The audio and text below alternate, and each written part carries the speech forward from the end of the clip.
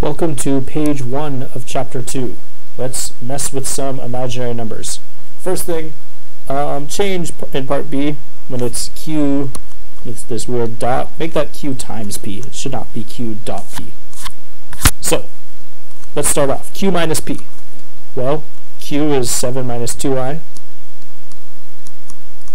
And I'm subtracting p, which is negative 5 plus 6i.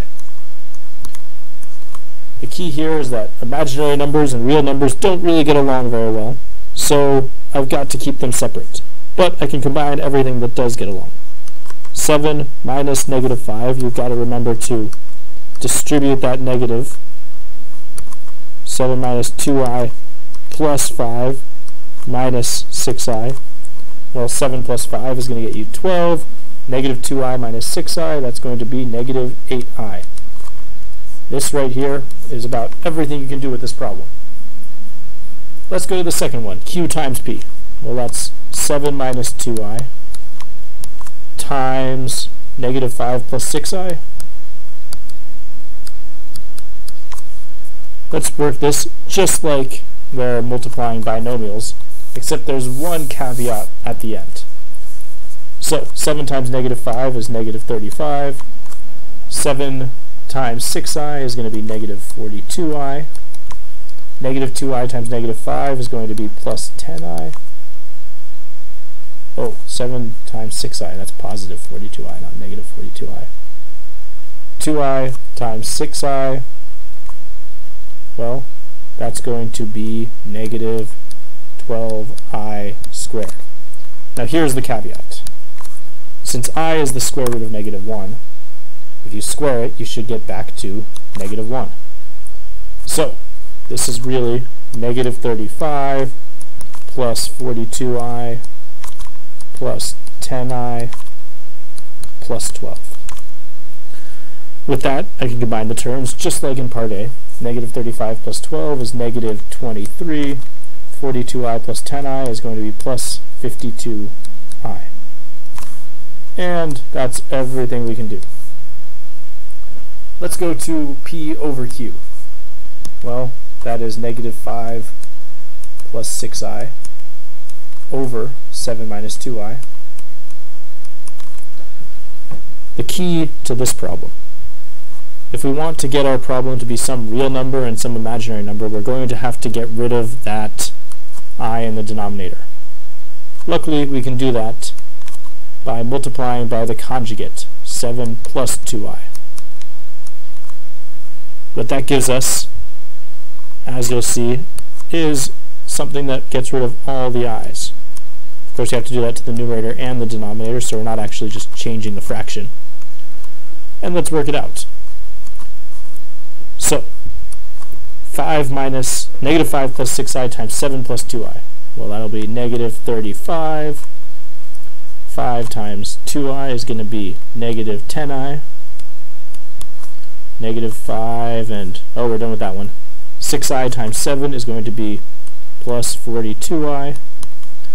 6i times 2i is going to be plus 12i squared, which is really minus 12. All of that's over 7 minus 2i times 7 plus 2i. Since this is the difference of squares, it'll be 7 squared minus 2i squared. So 49 minus 2i times 2i is going to be 4i squared, but if it's 4i squared, well, I squared is negative 1, so this will just be plus 4. Look at that, no i's in the denominator. From there, let's combine our terms that we can. We have 35, negative 35 and negative 12 gets us negative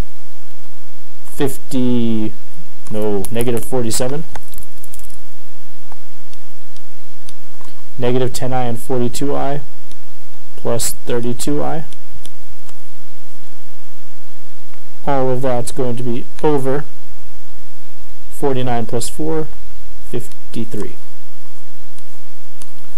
The last thing that we can do, just to make this in the same form as the previous two problems, well, we'll write that as negative 47/53 plus 32/53 times I. Just so that it's always in the form a plus bi. Part D is asking us to find the absolute value of p minus q. Well, let's think about what p minus q is first.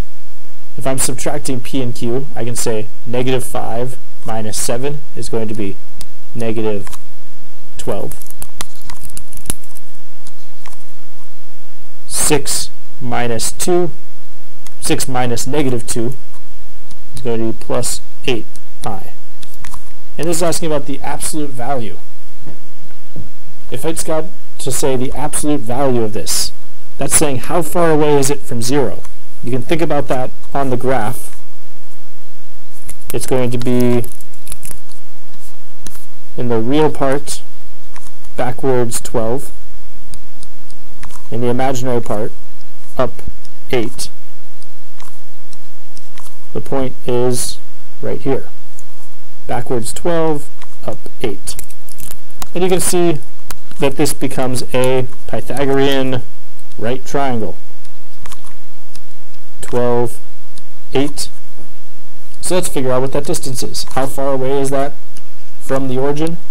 Well, the square root of 8 squared plus 12 squared.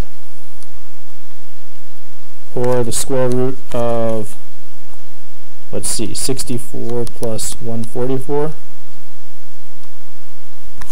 is the square root of 208. Awesome. I know that you can simplify that, but I will not go into it right now. Let's simplify instead the square root of negative 320. Now, the key to this is that we're taking the square root of a negative number. But we can always take the square root of a negative number. That's just I. This is the same thing as I times the square root of 320. Now, we got to simplify that 320, so let's break it down. 320 is 10 times 32, which is 2 times 16, and 5 times 2. If we want to go a little bit further, 16 is 4 times 4, and I'd actually even stop there, because we have these pairs of 4s, and the pairs of 2s.